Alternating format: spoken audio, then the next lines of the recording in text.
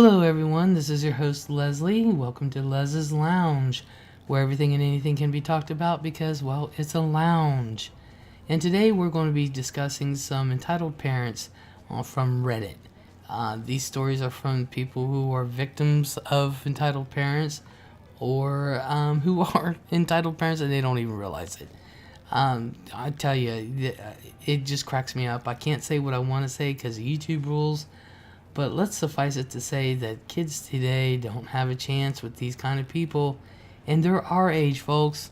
They are our age and they don't have the sense God gave a turnip. So, anywho, let's get into these stories and see what happens.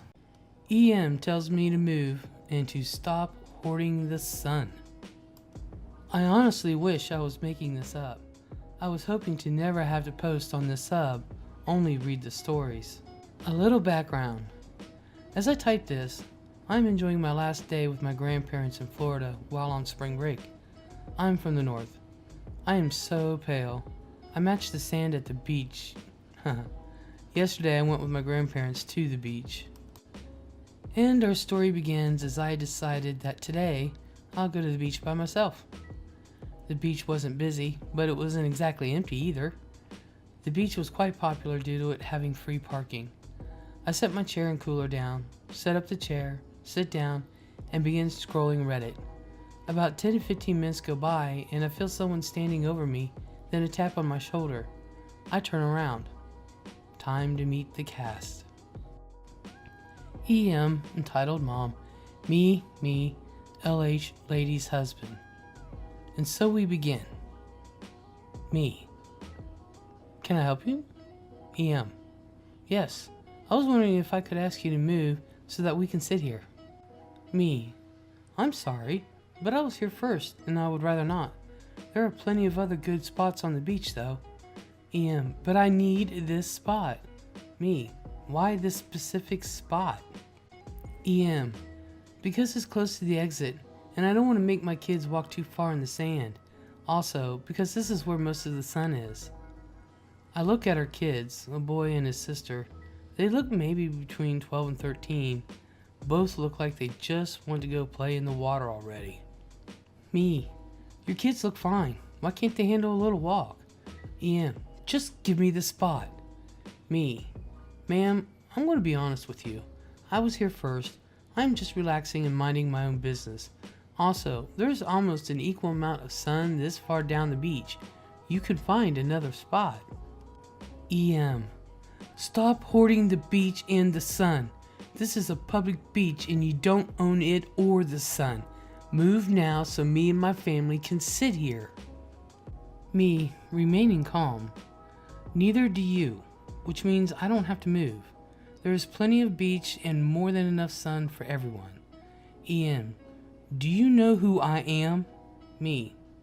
No, and I honestly don't care. At this point, LH walks up to us. LH, is everything okay here? EM, this little brat won't move and give us the spot. He is hoarding the beach and the sun for himself. LH proceeds to look at his wife with a face that said, wow, I married this. LH, honey, the kids and I have already set up a tent over there. He points to a white tent with a chair set up under it. The kids are now in the water, playing in the waves. EM, why would you do that? LH, because it was an open spot. EM, no, I wanted this spot. Move it all over here. LH, trying to remain calm. Dude needs a medal after this. Look, you could have been relaxing and spending time with our kids for about as long as you've been screaming at this man, who is minding his own business and enjoying the beach like everyone else here. Instead, you have been over here acting like a child and making a scene. EM and I are in shock. The only time I agree with EM this whole interaction. Ian then stomps off towards the tent and LH apologizes to me. They've been staying with his parents. EM and LH's mom tend to argue a lot, so it put EM in a bad mood. As a peace offering, LH gave me a Pepsi from the cooler and we both went back to relaxing at the beach. EP tries to hit my pregnant mom, loses custody of his only child. Some context. I was 11 when this happened, and my mom was about 8-ish months pregnant with my little brother. Her live-in boyfriend was a massive waste of DNA and usually took his frustration out on me, but he thought I was at my Mima's, my grandmother's, because my mom's dietary changes while being pregnant were causing me health problems. I was over helping her with housework and had been playing games for about an hour at the time of the incident. So A-hole had gotten home about 8 or 9 p.m. and he was already in a bad mood for some reason. My mom was going to see what was going on and ask him to stop shouting, because the last time the neighbors came over due to the noise volume, and she didn't want to have to explain that one again. Honestly, I didn't blame her. She's pregnant, her feet hurt, and she was in the hospital for kidney stones like 3 days before this happened, so she's tired and frustrated. Apparently, A-hole decided he felt the need to be mad at her and started shouting obscenities at my mother, which led me to grabbing the baseball bat I kept under my bed and sneaking closer to hear. Well, right as I got within range, I saw his hand fly up, and I had seen that gesture before. He was aiming to hit my pregnant mother, so my first reaction was to swing that bat into his leg as hard as I could, and when he went down, I hit him maybe 3 or 4 more times at full force. Mind you, even though I was a child, I was certainly not weak and knew to aim for his knees, and wrist apparently. I nailed his left wrist at one point. My mother called Mima and 911, which resulted in a cop car and an ambulance. The cops asked what happened as they loaded the man into the ambulance, and he tried to say I assaulted him unprompted. This was when Mima came to the rescue and interjected that 1. I had never hit someone without being hit first, and 2. A-hole and my mom were constantly fighting. She then said they could ask the neighbors who verified the statement. When the cops then asked why I hit him so hard it broke at least one knee for sure, I stated, he could hit me and I'd probably hide since he's bigger than me, but he was going to hit my mom, and she has a baby nearly here. I didn't want the baby to get hurt, so I hurt him first and made sure he wouldn't do it again. My mom agreed to press charges for assault, child endangerment, child abuse. The cops were also informed of how he verbally, mentally, and emotionally abused me, and Mima had at least one voice recording of this happening in the past. Now, I didn't go to the court cases because I was a child, and everyone agreed to not bring in the children if it was avoidable, which it was since Mima had physical proof of his abuse. But later I found out he was only allowed weekend visitation at my mom's convenience and had to pay child support. A few years afterwards, he got himself arrested for some reason and had his visitation revoked by the court.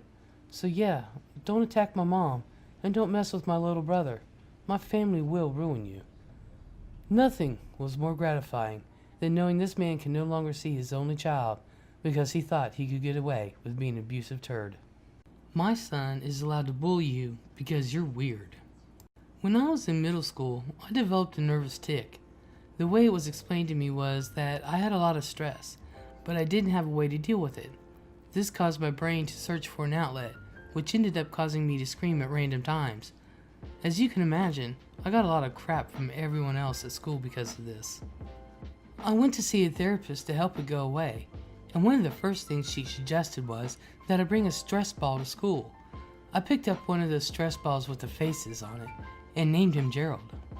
I had Gerald for about a week, until one morning on the bus, I had Gerald in the front pocket of my backpack and I was trying to get some homework done when I heard my backpack being opened. I looked up to see one of the high school kids holding Gerald up in the air. I knew this kid, and he was one of my worst bullies, but his granddad was friends with my granddaddy, so I had known him my whole life. He lived with his mom, E.M., and his granddad. I hoped Daddy would show some humanity, so I spoke up. Can you please give that back? He went back to his seat, opened the window, and threw Gerald out. The bus driver told the kid that she was going to write him up, which would get him kicked off the bus for the rest of the school year. Unfortunately, she also told me that she couldn't legally stop the bus. When I got home that afternoon, my dad picked me up and told me that both he and my mom had received emails about the incident. I told him that I didn't want to talk about it at that time, and he understood that, and he gave me some space. A few hours later, we got a knock at the door. My dad answered, and it was E.M. I got a call from school today saying that AK can't ride the bus anymore because of your daughter. She said, I'm a single mom and I work. How am I supposed to pick him up from school? I don't know, my dad said. And frankly, I don't care. Your son bullied my daughter. My tick was triggered and I shouted, which caught her attention. How's he supposed to treat her like a normal person when she does things like that? You know she can't control it, my dad said. Bullcrap, EM said. You just don't discipline her properly. I bet she does it for attention. EM, my dad said, I can't do anything about what happened to AK. That was completely up to the school. Yes, you can, she said. Just make her tell the school that she was provoking him. Then they'll let him back on the bus.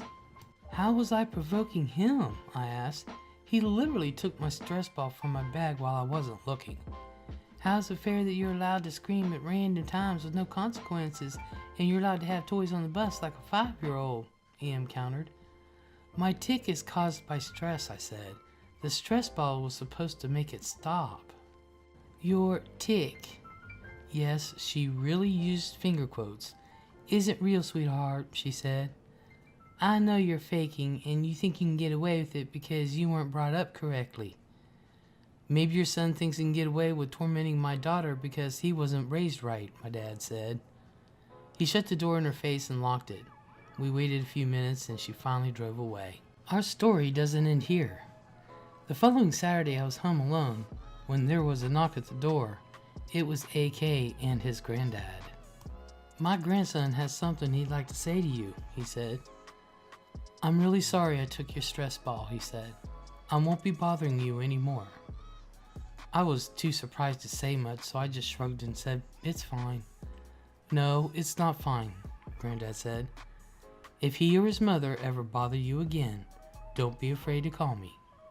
Granddad pulled out his wallet and tried to hand me a $20 bill. That's very kind of you, sir, I said, but the stress ball was only about $5. The extra 15 is for putting up with them, he smiled. Oh, okay, I said. Thank you, sir. The next day after church, I bought a stress ball that looked just like Gerald and named him Gerald too. A week later, everyone on my bus was told that we couldn't have personal items in school, such as phones, gaming systems, stress balls, because it was making other students jealous. I can't prove this, but I'm pretty sure EM made a big deal about things not being fair, and the school decided to appease her. Well, I hope you like those 3 little interesting reads. It never surprises me when it comes to entitled parents, especially when the entitled parents go after kids. It just burns me. But if you like any part of it and you want to hear more, just please comment down below, hit that like button and subscribe, and we'll talk later.